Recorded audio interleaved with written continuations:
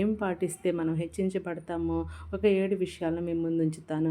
మొదటిదిగా ద్వితీయోపదేశకాండం 28వ అధ్యాయం మొదటి వచనము. దేవుని ఆజ్ఞలను అనుసరించడం వల్ల మనం హెచ్చించబడతాము. రెండవదిగా కీర్తనల గ్రంథం 89వ అధ్యాయం 24వ వచనము. దేవుని కృపను బట్టి ఆయన నామమును బట్టి హెచ్చించబడతాము. మూడవదిగా హెబ్రీయులకు రాసిన పత్రిక మొదటి అధ్యాయము 9వ వచనము.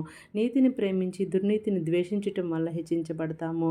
నాలుగవదిగా మొదటి పేతురు పత్రిక 5వ అధ్యాయము 6వ వచనము. దేవుని బలిష్టమైన చేతి కింద దీన మనస్కులై ఉండటం వలన హెచ్చించబడతాము. ఐదవదిగా యెషయా గ్రంథం 52వ అధ్యాయము 13వ వచనము. వివేకముగా ప్రవర్తించటం వలన హెచ్చించబడతాము. ఆరవదిగా కీర్తనల గ్రంథం 112వ అధ్యాయము 9వ వచనము. దాతృత్వం కలిగి ఉండటం వల్ల మనం హెచ్చించబడతాము. ఏడవదిగా ఫిలిప్పీలకు రాసిన పత్రిక 2వ అధ్యాయము 11వ వచనము. దేవునికి అన్ని విషయముల్లో విధేయత చూపించడం వలన మనం హెచ్చించబడతాము. కాబట్టి ఇవన్నీ మనం గుర్తించి దేవుని విధానంలో నడుచుకునే వారముగా ఉందాం. Thank you. Praise the lord.